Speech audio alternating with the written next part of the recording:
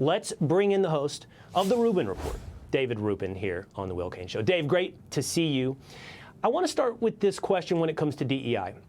Are you concerned that it will just be buried in other federal departments and also throughout the private sector under a different euphemism, a different name?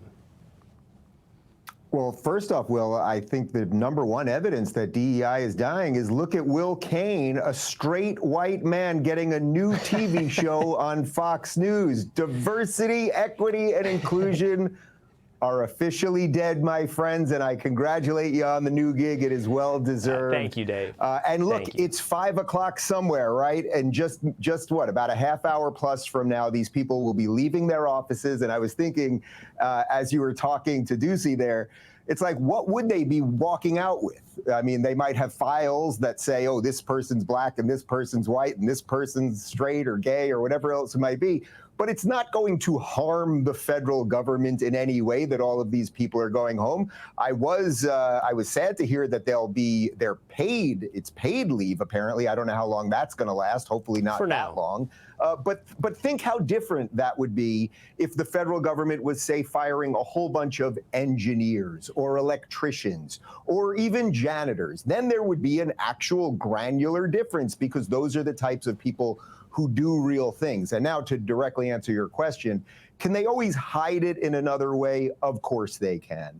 There's social emotional learning, which we're hearing a lot about in schools now, which seems to be their new way of ushering in some of the woke stuff as it pertains to getting kids in elementary and junior high schools. That's one portion of it. But then also, you look, when you played that clip of Al Sharpton and just the angry hysterics, and it's like, look, he's on a grift that without racism, he has to go home, right? He doesn't have that show on MSNBC anymore. Right. They don't put him on TV anymore without perceived racism. So these people will always push this nonsensical stuff. But what you said in your points there was absolutely right. Nobody in this new America, this renewed America, I should say, that began, just 2 days ago, cares about this stuff. If you are competent, if you are a good person, if you are a hard worker, you will succeed. That's why all of our ancestors came here, and that's what's being reignited right now, and that's why I'm so excited about where America's heading. And now it looks like we've got about 40 minutes.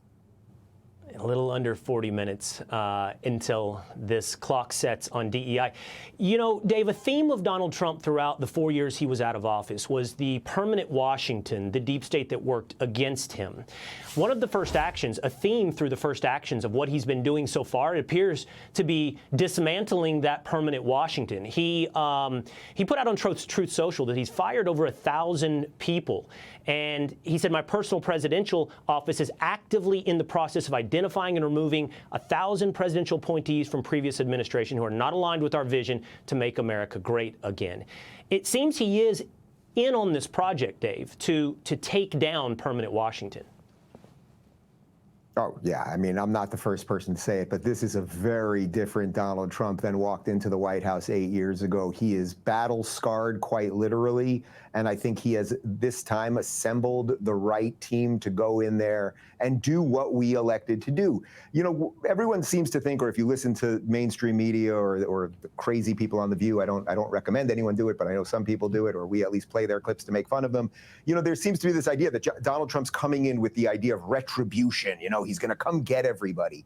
But I like what Donald Trump has said a few times before the election, and I hope he'll continue to say it, which is that his revenge will be success. It's not that he has to go out and try to find every person that ever said anything bad about him. The revenge will be that, oh, America is thriving, and it's because we got rid of you people. Mm-hmm. That really is it.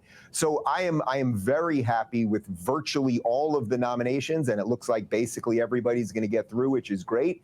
And I think they're very clear this time around. Look, it's hard for people to remember. When he got in there 8 years ago, not only was the world different, he was different as a man. And I don't think any of us, you and I included, Will, and anyone watching this, we didn't realize how deep that deep state thing was, whatever you want to call it, the swamp, the cesspool, how those tentacles were in every part of our institutions across the board. So this time, Trump is coming in, and he's barely been president for 48 hours, and he's firing people. And you know that the new heads, I mean, Bobby Kennedy has said it repeatedly, he's going into HHS for major reform. They're going to hire 2,000 some odd new people, and a lot of people got to go.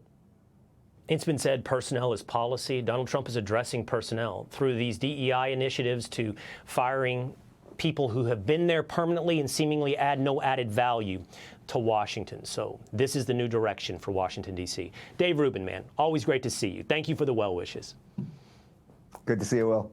Hey, Sean Hannity here. Hey, click here to subscribe to Fox News YouTube page and catch our hottest interviews and most compelling analysis. You will not get it anywhere else.